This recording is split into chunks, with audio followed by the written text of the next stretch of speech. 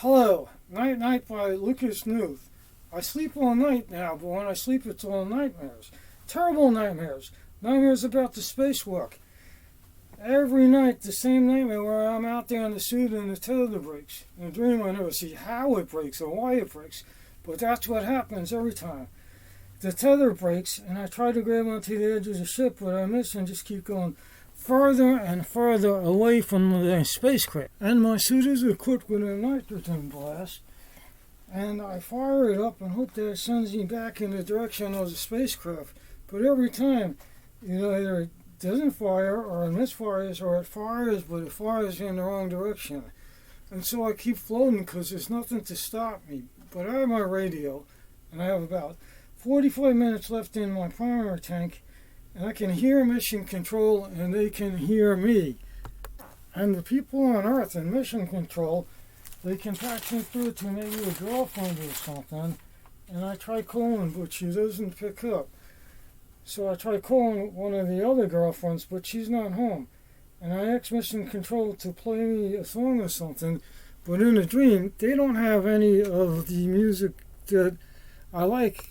And look around, and I can see the stars. And the stars look very different now because all I have is a thin visor between me and the stars, and I can see what starlight really looks like. And real starlight is all sorts of colors like red and purple and blue. And when my 45 minutes of oxygen's run out, I have a choice.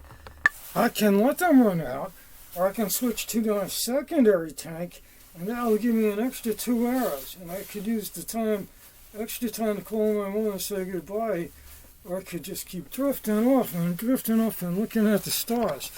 But whether or not I switch to those secondary tanks, either way, eventually the oxygen will run out. And when it runs out gradually. And when it runs out, I start to feel myself fading. My vision becomes hazy. The one sun looks now like 2 blurry suns. And I look at our spacecraft. The spaceship now looks like a tiny white speck, a small point of light way far away. But a far away that seems sort of close and easy to get to. And that feels good because that's how the brain tells you to feel. I'm almost like this. That's how. And I feel sleepy and I feel slow and I feel hazy and I feel nice. And then my brain shuts off. And soon after that, so do I. And that's when I wake up.